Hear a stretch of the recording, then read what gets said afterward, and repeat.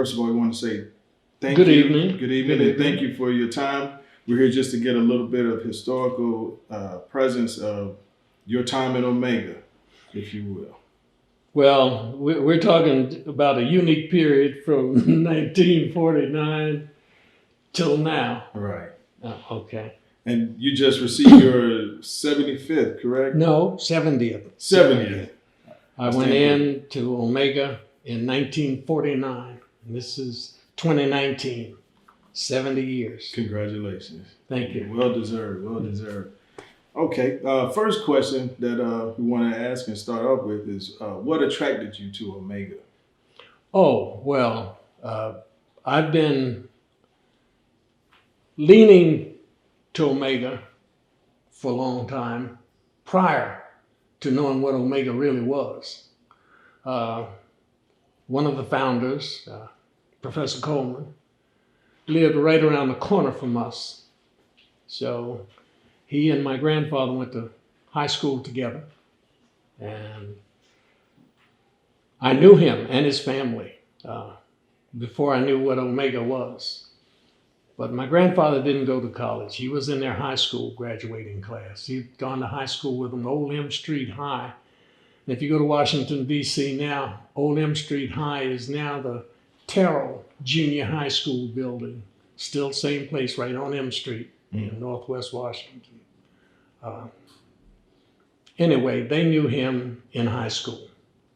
And he was a shoemaker. And they maintained their friendship with him and used his services while they were doing their Omega things. So that's how I first knew about Omega. And I knew Professor Coleman and didn't know what he did. I just knew him as a neighbor. Mm-hmm. I later met Dr. Love and Reverend Love and Dr. Cooper. And Dr. Cooper was in that high school class too. This added to your personal connection with the founders. At what age were you working in the shoe shop with your grandfather? Oh, I was 10 or 11 years old. I was fascinated with the brush machine. I loved to brush the shoes, hold the shoes under the brushes and make them shine. And my grandfather let me do that. But the founders and my grandfather over at their table talking, and you don't get in your grandfather's conversation. Right. So I'm not making they were my buddies. I knew them. Mm-hmm. They knew me. But that was where it was. Your neighbor's grandson, you don't have much conversation with him. Okay. As much as possible, going back to 1949, tell us about your pledge process. About the what? Your pledge process in 1949. You mean that horrible time I went through? Yes. Oh, that. Well, we were inducted into what they called their Lampados Club, which was the pledge club, and there were a group of Omega brothers. Of course, we called them our big brothers. There was a group of them that probably numbered, I don't know, but I've come to find out that it must have been about at least 20 of them, almost a minimum of 20. But they controlled our every movement. Once we joined the Lampadas Club, going through our school systems, every time we appeared on campus, we had to be dressed, either suit or sport coat, but shirt and tie. And it had to be fastened. We were quite fastidious in those days, and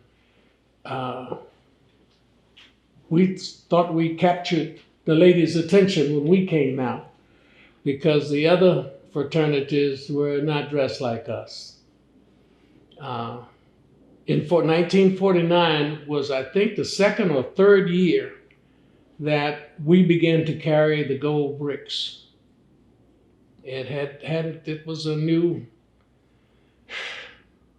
situation for us to carry and protect the gold bricks. Now, the brothers were not allowed to strong arm and take a brick from us. but if they got one, they'd give you a star.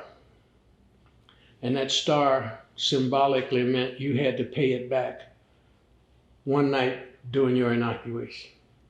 And so we guarded the bricks quite zealously. Yeah, we wouldn't let anybody come too close to a brick. We didn't just set one down and tie our shoe. Tuck it under your chin, put it in your shirt, whatever. But whatever you did, you wouldn't let one lay around unprotected. But that was, and we were required to sing. The 40s was the time of doo-wop. And not every Omega that was recruited had a voice. Some just couldn't sing, and some could. Those that could tried to pair off. The problem with pairing off is, in the 40s, when you went through your probationary period, you had a time where you had to go to school. You went to class during that period. Had to go together. You had to have a route, and you would let one pledgee off as you went through your route till the last pledgee got to class. Then they would wait till that last pledgee at the end of class came back that same way and picked everybody up to go to the next classes. So we were always rushing, and there were always Omegas in our way, trying to make us later. But we had learned, we had to do a close-knit march where the bricks and books were in here, and that other arm was round the waist of the person in front of us. So you didn't break our line. If you did, we'd get a star. The consequences. But you didn't break our line. I don't know if it was stated earlier, but which college university did you attend, and what was the chapter's name?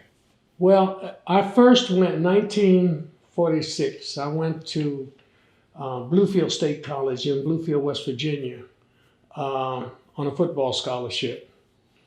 I was there 1 year, and that year I went through the Lampotters Club. My mother got sick, and I had to go to another school closer to D.C. I didn't want to go to Howard, so I picked Morgan. And I got a lucky break. They let me continue my football scholarship there, so I could go to school. Anyway, I transferred to Morgan, and I went to Morgan in 48. And the next semester was 49 is when I went over into Omega.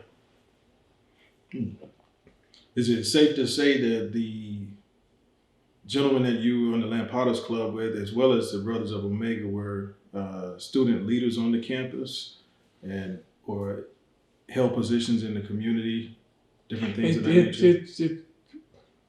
My answer's not very complicated. I didn't know.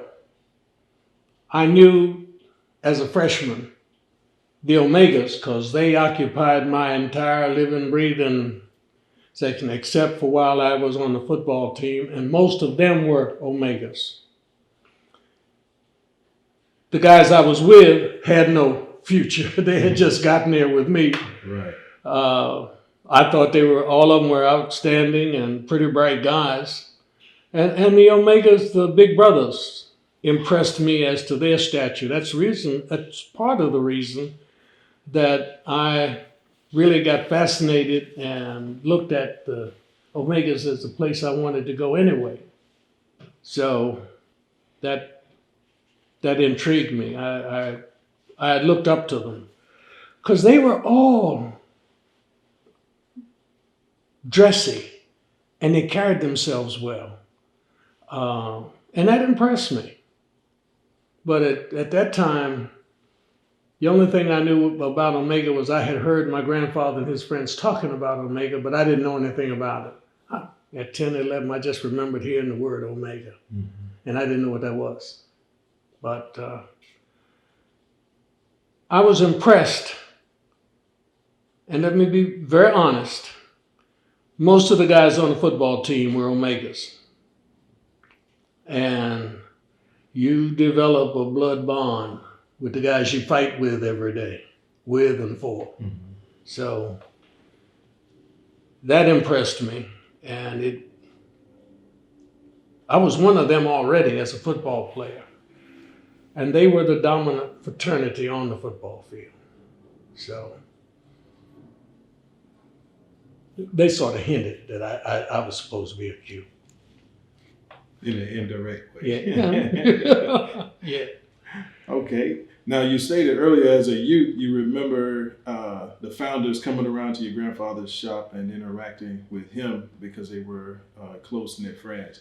But after becoming an Omega, do you have a recollection of the founders interacting with the brothers? And if so, what was that like? Well, when I graduated and I went over to Morgan, I graduated from Morgan and returned to Washington, D.C., where I joined Alpha Chapter. And we had just purchased the international headquarters building, and it needed work. Mm-hmm. The newest rookie Qs and everybody that was young, well, everybody did help. But we did a lot of the grunt work. And we were very instrumental in helping to build the international headquarters building and taking care of the building itself. Then later on, we purchased a building just off of 16th and Varnum, and that became our frat building. Mm-hmm. We basically held our meetings there. We had a bar downstairs in the basement, and you could purchase a locker where you could keep your own personal individual liquor bottles. And we had a bartender, and we had a caretaker that lived upstairs on the 3rd floor. We had meetings on the 2nd and 3rd floor in rooms, food. We had a kitchen, and it was decorated. And we got to the point where we held our regular fraternity meetings there. The basement wouldn't hold everybody, so we put speakers on the 1st and 2nd floor. And if you didn't get downstairs, you could hear what was going on by just having a seat anywhere in the house. And that house is still being used today. Wow, still in use. Mm-hmm. Now, I don't know if that spoke to all of your questions. I think that covered quite a bit of it, yeah. I have a tendency to ramble, because if I can't remember it, I just forget it. Well, that's what we're here, just to get it down and get it recorded, your experiences. But while we were in D.C. in Alpha Chapter, we had nights come through that Dr. Drew, Brother Hastings, and I'm not going to try to name all the names because I'd leave some out and offend people, but they set sort of an example of the kind of guys that should come into Omega. See, Omega is not going to be strengthened by numbers, but by the quality of people that we bring in to join us in brotherhood. And that's what they stressed. They talked about having doctors, lawyers, the big Indian chiefs, running through the hall. People who knew how to make decisions, who could make the best generic decisions to keep the fraternity going and make it prosper. So that in those days, we had just I was born in 29, in the middle of the Depression. And black folks had nothing. If you had something, it was because of luck or the Lord just put you somewhere to let you grow. Mm-hmm. But black folks struggled. We had the lowest jobs, the lowest pay grade, the lowest scales, the lowest everything. white supremacy was at its supreme height. Black folks were next under the dog when it came to respect from white people. The whole idea that the founders talked about was uplifting the race, but especially the black male. Finding him a way to get him a job so he can take care of his family. We live, and let's go back a little bit, because in 49 and 50, the Korean War was imminent. We were taking care of people whose husbands, fathers had been drafted. And they weren't sending much money back home. Little if any. Black people as a whole were struggling, especially those whose husbands, fathers, brothers were in the service. We did the best we could to help out in black folks getting over, getting up, getting to things. That was what they talked about. They would come to a meeting of any chapter and ask, how are you doing for the people? What have you done lately? And then guys would sit up and they would tell how on their job, the job they were in, they got 3 guys hired last week. And they took them into a well-paying job or paying job.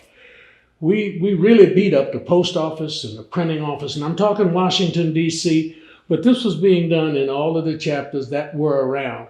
Now, there weren't any in the big white schools. There were only in a few black schools. They only had about 5 or 10 when I first got in there. But we had to work hard to see what we could do to help. We could go to your house and fix your plumbing. We'd go to your house and put the door up, put a window pane in or close it off. We could do the regular, house things to fix. But we got a lot of flack from the unions. And our only explanation was they couldn't pay for you to do it anyway. They don't have the money to pay you, so you're not coming. And rather than keep it like that, we'll go fix it. We don't have a license, but we'll fix it. And they sort of backed off a little bit. But we did a lot of painting, cleaning, stopping up toilets, taking toilets out. Where a toilet just wouldn't work, where there's no more water coming into that house. You can't have an open toilet sitting there because gas comes up. We would go close those off. We did everything that we heard about. And we were hearing about them through the churches, through civic people, and just neighbors would come in and tell us about, I know a family whose toilet's broken. That meant to us that there's sewer gas coming up. We'd send some guys that know about how to plug them. And they'd go all up and knock on the door. Said, ma'am, we're Omegas.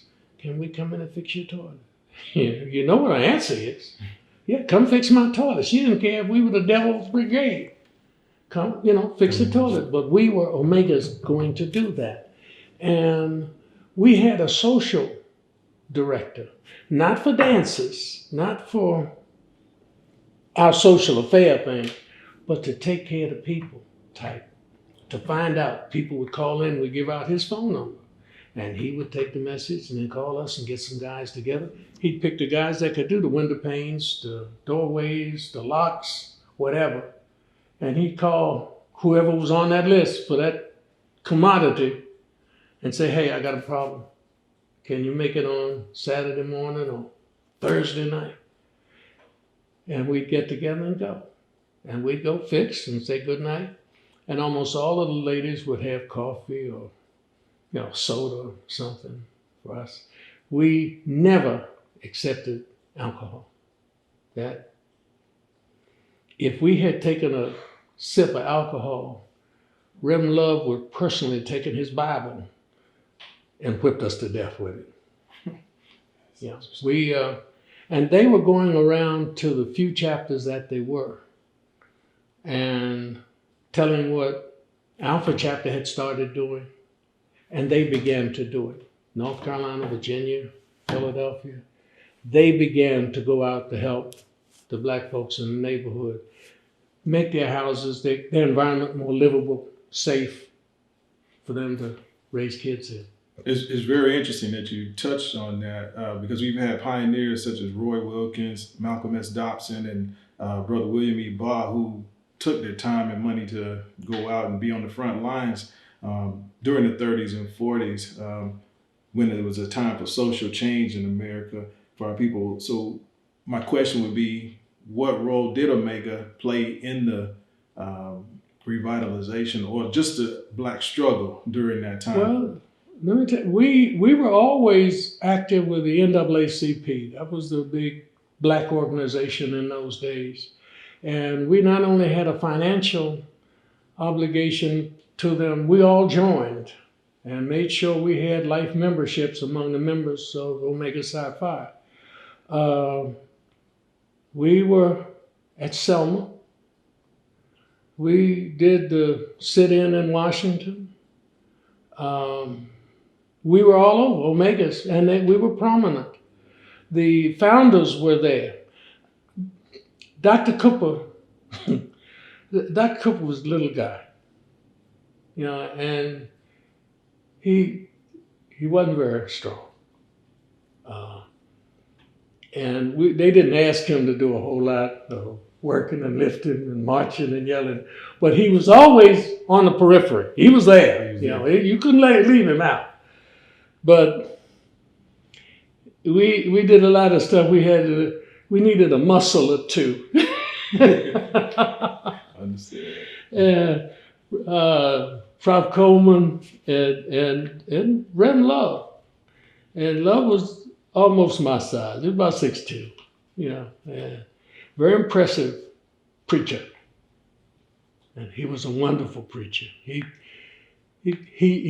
preached like T.D. Jakes does. Wow. Put his pulpit and the Bible up there, and he walked around the front of the church preaching. Okay. And the man talked to you. He talked to you. But we had a lot of interaction in the good days of some of the people who have since then fallen into disrepute.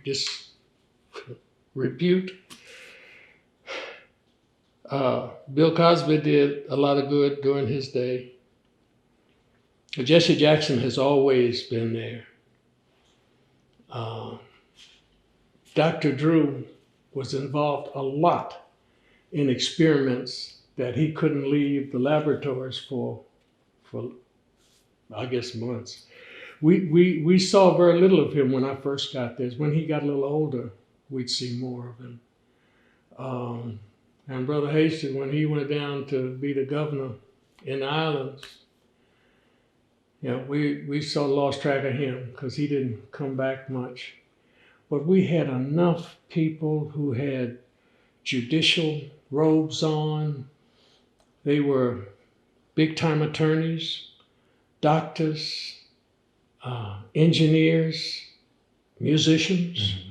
We had people who really gave rise to the name of Omega Psi Phi and made us proud to be part of it.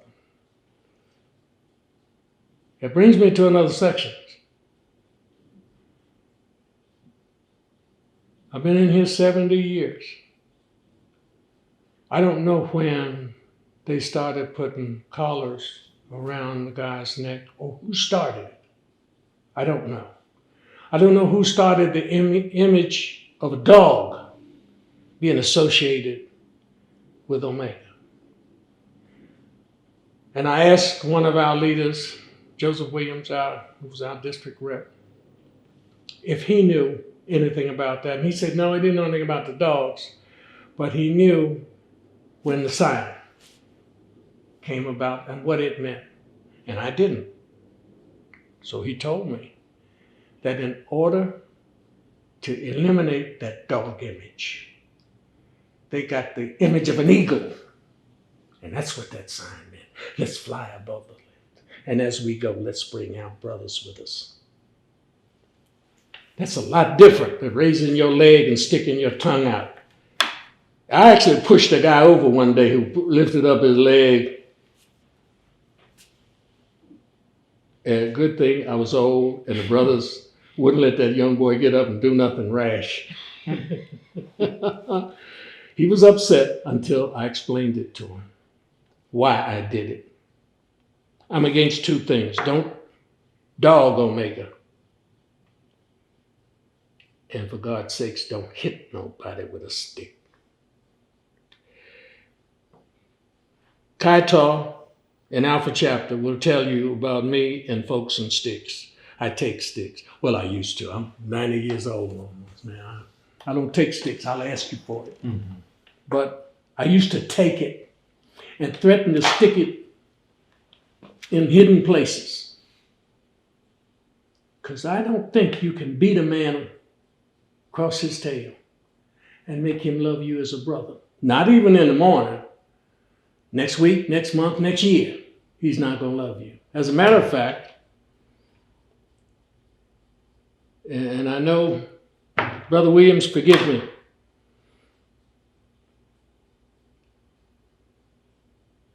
there's a brother at Howard University who was a student at Howard University whose father was a Q.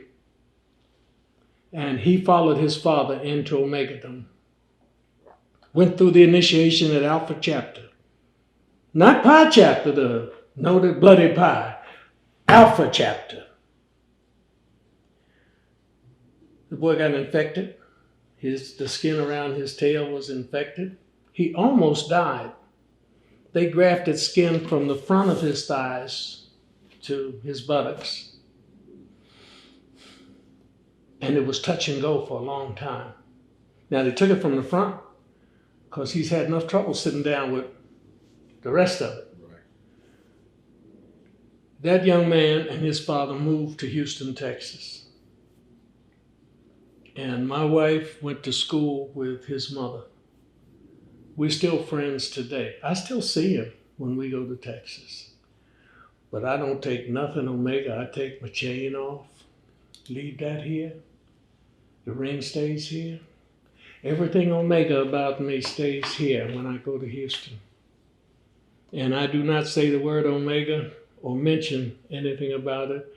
And I will stay at their house. But that's one family that has a definite hatred of Omega because of somebody's want of hitting you with a stick just because they got hit with a stick.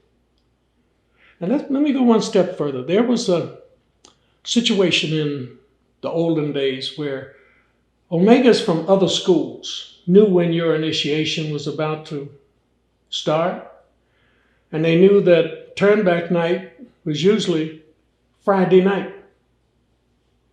And they'd come to visit your campus with all of their sticks on Friday night and establish themselves as Omegas and proceed to beat every tail in sight. They'd even hit an Omega if he looked like he didn't know what was going on. And we called them outlaws. They were referred to as rovers. And they would just rove from turnback night to turnback night just for the pleasure of whipping people. Those are not the kind of people that we envisioned or the founders envisioned being a part of this organization. Sadistically whipping people until they bleed is something that's just categorically to be outlawed. You don't do that. And like I say, I'll still take a stick and depend on you young guys to protect me when I take that stick. But I don't think we need to go into that and dogism. Mm-hmm. As long as I breathe in and out and I'm a part of this organization, you will hear me speak out. Well, there's a third one. There's a lack of integrity among some of our grand leaders.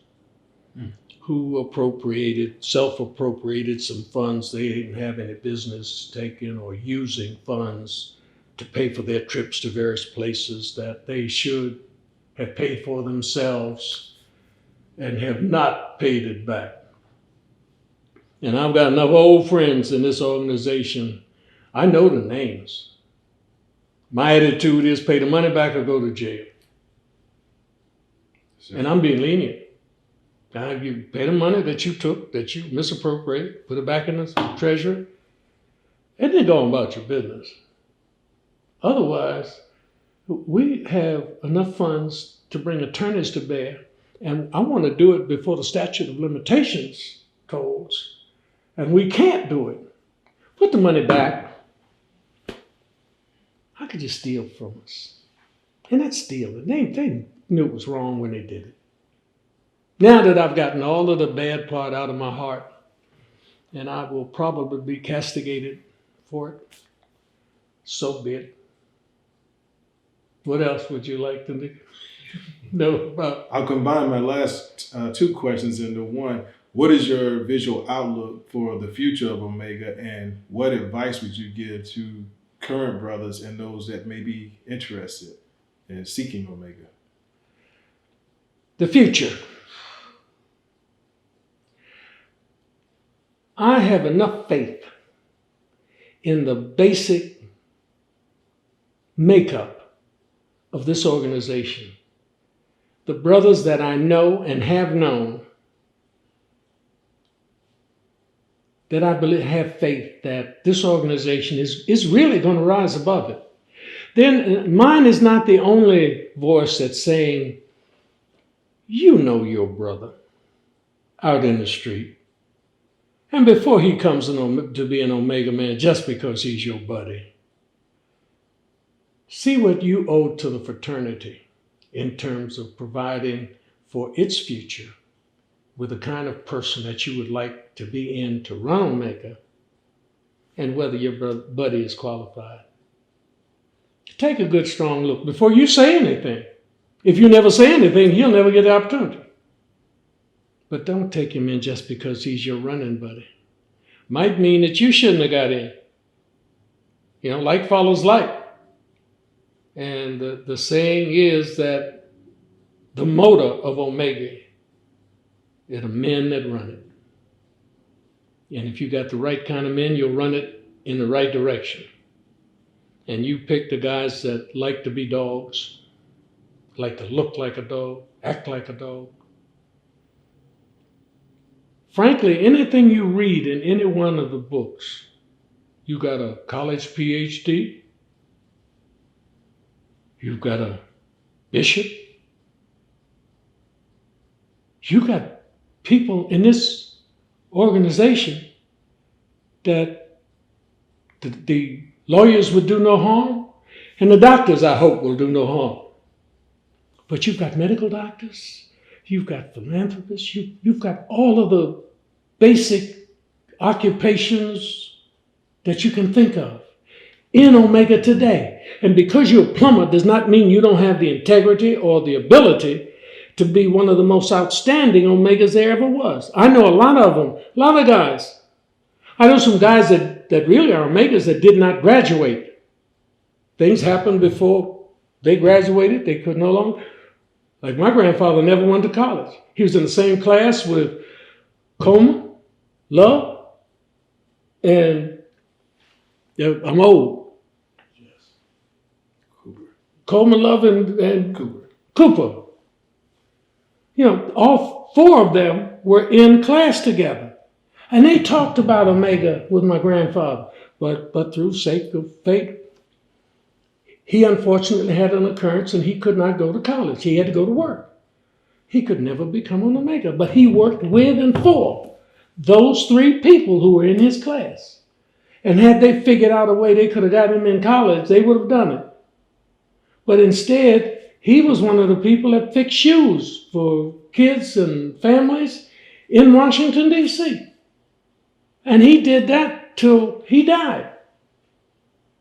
So, you know, it's not the level that you've attained, it's who you are that makes you an Omega. You know, I'm not the guy that didn't finish college, but's an Omega, that has joined every committee, went through most of the offices, and had a big say-so in helping out his chapter, just as welcome as any attorney that's walked through here. And I've known some attorneys that walked in and stayed a hot minute, put the sign on their card that they're Omegas and never came back. We don't need men who are not going to use their talents to come into this organization and help unify the fraternity and provide scholarship, uplift, we need people who can adhere to the tenets of this organization. We need people who are committed and will work. We don't need the guys that are just meeting types. If you can't get on a committee, I'm not sure we need you. You can't lead. We want people who will step up and face up. If there's something going wrong today, we've got a unique situation in the leadership of this country, and the top leader has exhibited some signs of racism in his makeup. We've got to deal with that. You have no other choice but to deal with it. And as far as black men are concerned, we still have a long way to go. And unless we are the kind who can persevere against the unique kind of racism that we still face, we can still uplift the race as we go along. Other people or other families that are having a hard time, and a brother that we've sworn to clothe if he needs it, to pick him up if he needs it. Find out how we can get him educated to do the kinds of things that he knows, and keep at it. If we can't get people like that, we don't need them. And I don't care if it's your brother, your uncle, your cousin, or whoever it is, or my uncle, brother, cousin. If I don't think that you have what it takes, I think it takes to be a good Omega, I'm not going to talk to you about the craft. I'm not going to discuss with you the things that we do. I might invite you to a dance or to a picnic or something, sell you a ticket, but I'm not going to invite you into the brotherhood. I think it takes a unique person to say, I don't know you. I've never met you until I saw you in this meeting the other night. But if you go through all these tests, I'll be your brother. And if you need me, I'm going to stand beside you, and I'm going to help you do everything I can to make it. And I don't know what making it is, but it means you're going to be a doctor or lawyer or plumber, an electrician, to help you keep your family together, if that's what it takes. If you can't eat, I'm going to find some food for you. I'm not going to be the judge of where the limitation is of how you would be of help. But if you have the propensity to come in here and work hard and complete the things that we do, we have things that we do regularly to help, to assist, to bring to being things that will benefit the race. And we've got white guys in Omega. Yes. Huh? We had one in Kaitaw. And I liked him. He's moved to another city now, but, he'll represent us well because they picked well when they took him. I have nothing against white people. I hate racists. Mm-hmm. And I will work hard against racists and to keep my people safe from racists. And I swore to that when I took the oath of Omega. Think about it. And I'm going to keep up my end of the bargain. I'm aiming to get on that Smucker's label. The 100. for 100 years old. There you go. I'm booking on that. Okay. You know, I'm booking on putting this wrist back together and getting back to that 14 handicap I had before I had to stop playing golf. And even do a little bowling again. I intend to live the next 10, 15 years and watch Omega. I will be an Omega till the day I die. Well said. Thank you. And on behalf of all the brothers of Omega South Phi fraternity all over the world, I just want to personally thank you for being that inspiration and bridge builder that we all need and deserve. Thank you.